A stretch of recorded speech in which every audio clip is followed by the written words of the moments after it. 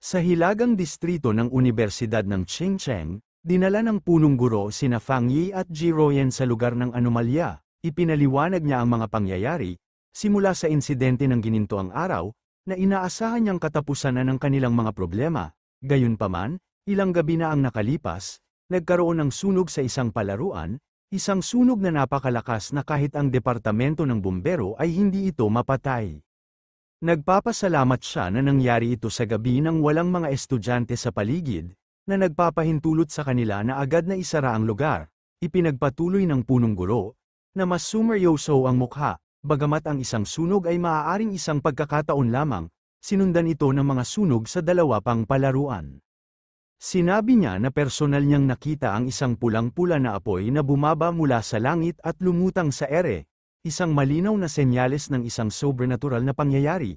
Sinabi niya sa kanila na habang ang ibang mga sunog ay kalaunan ding napawi, may isa pa ring natitira. Habang papalapit sila sa huling lokasyon, napansin ni Fang Yi ang matalim at nakakasakal na amoy ng isang bagay na nasusunog. Dumating sila sa isang basketball court kung saan isang ring lamang ang nasusunog na may nagngangalit at walang hanggang apoy. Kinumpirma ng punong guro na ito ang panimulang punto, ang nag-iisang apoy na hindi basta-basta mapapatay. Habang pinapanood nila ang anomalya, sinuri ni Ji Ruoyan ang isang aparato sa kanyang pulso, na nagpakita ng pagbasa na 11. Ipinaliwanag niya kay Fang Yi na ito ay isang pangunahing detector ng espiritual na anomalya. Nilinaw niya na ang anumang pagbasa na higit sa 10 ay itinuturing na isang sakuna para sa mga ordinaryong tao, na nangangailangan ng kumpletong lockdown. Bigla, nagsimulang kumislap at tumunog ng malakas ang aparato, na ang pagbasa ay tumaas hanggang 60. Napabulala si Ji Ruoyan sa pagkabigla sa kung gaano kataas ang halaga. Sa gulat, binalaan niya ang punong guro na kung patuloy na tumaas ang enerhiya, hindi lamang ito makakaapekto sa universidad, kundi sa buong lungsod. Ipinahayag niya na kailangan nilang agad na magpadala ng isang elite squad ng mga pioneer upang pigilan ang banta. Bago pa man nila maisegawa ang plano, gayunpaman, kumilos si Fang Yi sa kanyang sariling mga kamay, nang walang salita. Lumundag siya sa ibabaw ng chain link fence, na binabaliwala ang no entry sign at dumiretso sa apoy. Agad siyang natakpan ng matinding apoy, habang nanunood sina Ji Ruoyan at ang punong guro sa pagkabigla. Sa eksaktong sandaling iyon, tumalon muli ang pagbasa sa aparato ni Ji Ruoyan, na nagpapakita ngayon ng isang hindi kapani-paniwalang 110. Sumigaw siya na ang anomalya ay na-upgrade na sa S-level. Ang punong guro, na natataranta, ay nagtanong kung ano ang dapat nilang gawin ngayon na nasa loob si Fang Yi. Tanging ang pagtitig lamang ang nagawa ni Ji Ruoyan sa apoy, na tinatanong ang kanyang kapusukan at nagbubulungan na kahit ang pinakamalakas na sundalo mula sa Forbidden Zone ay hindi mangangahas na pumasok sa isang mapanganib na lugar ng mag-isa. Sa loob ng apoy, gayunpaman, si Fang Yi ay nakatayo ng walang anumang pinsala, ang kanyang silweta ay kalmado laban sa nagngangalit na apoy. Alam niya na kung paanong ang kanyang yang attribute ay nagprotekta sa kanya mula sa Divine Thunder, maaari rin siyang protektahan mula sa Skyfire na ito. Ngunit mabilis niyang natagpuan ang isang malaking problema. Habang pinoprotektahan siya ng kanyang kapangyarihan, pinipigilan din siya nito na hawakan ang mismong pinagmulan ng apoy, na nangangahulugang hindi niya maaaring i-activate ang kakayahan ng kanyang sistema upang lumikha ng isang bagong pamamaraan. Napagtanto na ang kanyang protection na aura ay parehong tulong at hadlang. Alam ni Fang Yi na kailangan niyang makarating sa pinagmulan ng apoy. Pinanood niya habang ang apoy ay bumabalot sa basketball hoop tulad ng isang malaking nag-aapoy na dragon, na nauunawaan na kailangan niyang makarating sa puso nito. Nang walang pag-aalinlangan, naghanda siyang harapin ang apoy ng harapan, habang ang nag-aapoy na dragon ay sumugod patungo sa kanya na may mabangis na dagandong. Sa isang napakadelikadong hakbang, sadyang pinatay niya ang kanyang ginintoang araw na proteksyon na aura, na iniiwan ang kanyang sarili na ganap na mahina. Agad na sumugod ang Skyfire, na tinatakpan ang kanyang katawan sa isang bagyo ng hilaw at naglalagablab na enerhiya. Nagngit-ngit siya ng kanyang mga ngipin laban sa matinding sakit habang sinusunog siya ng apoy. Ngunit ipinilit niya ang kanyang kamay pasulong, na determinado na hawakan ang core ng anomalya. Gumana ang kanyang sugal.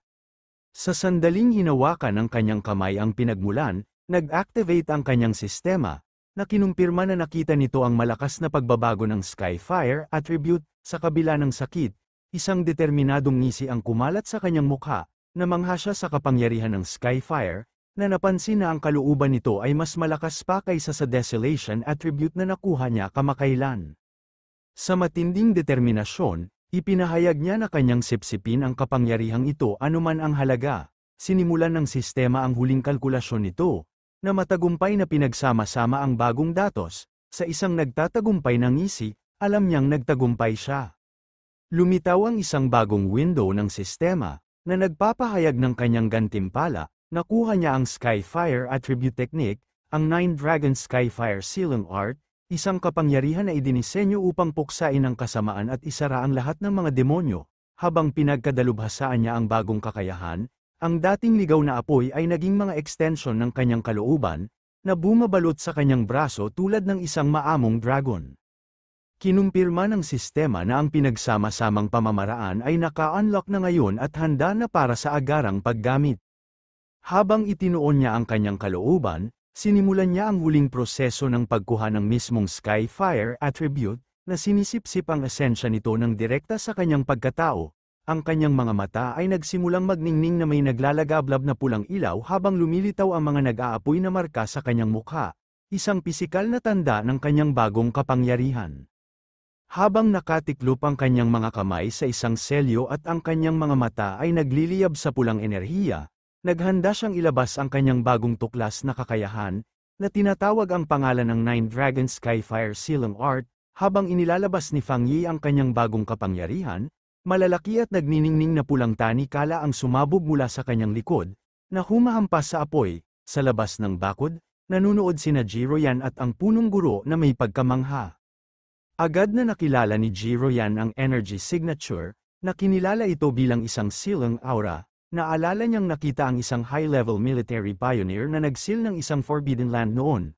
Bagamat iba ang kanilang mga pamamaraan, ang makapangyarihang sealing aura ay hindi may kakaila na magkatulad.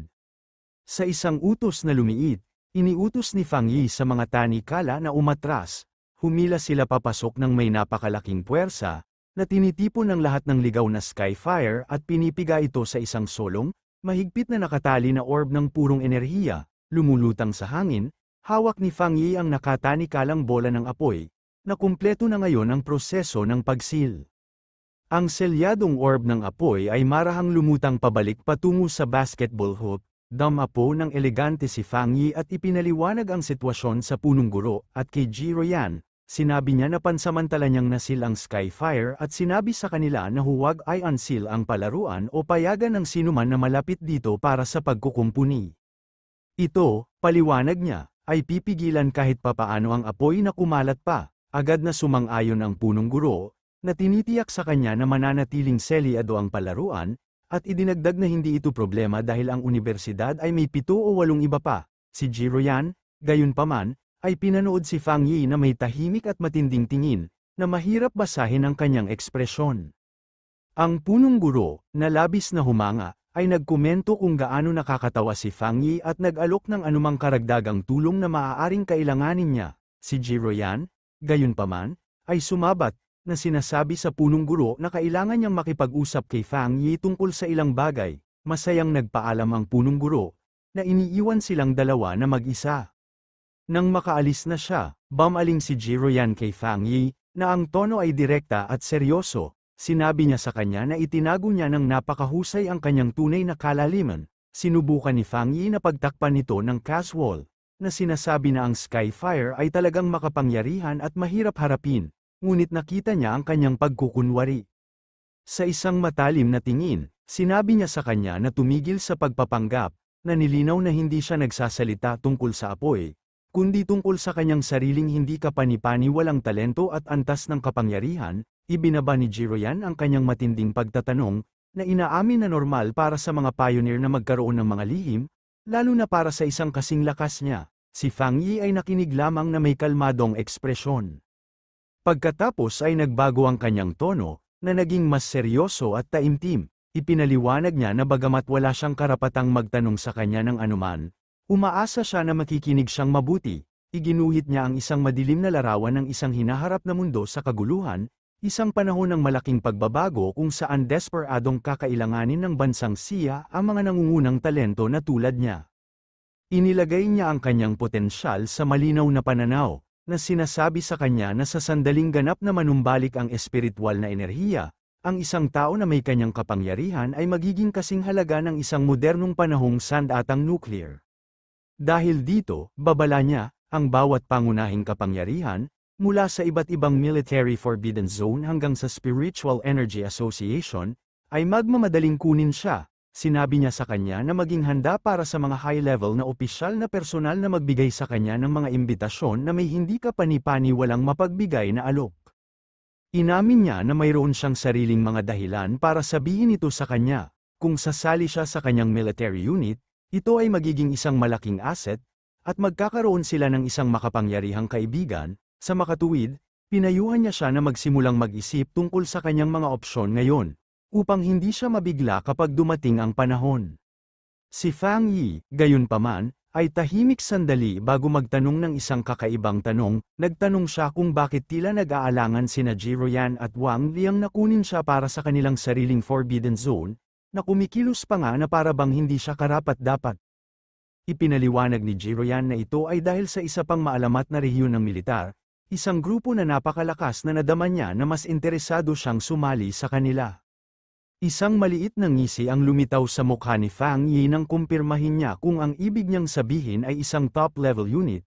Kinumpirma niya na iyon ang kaso, bagamat inamin niya na hindi niya sila gaanong nakita, nabalitaan niya na abala sila kamakailan, kaya't kahit ang mga opisyal mula sa ibang mga rehiyon ng militar ay nakakaramdam ng presyon ng kanilang mga aktibidad.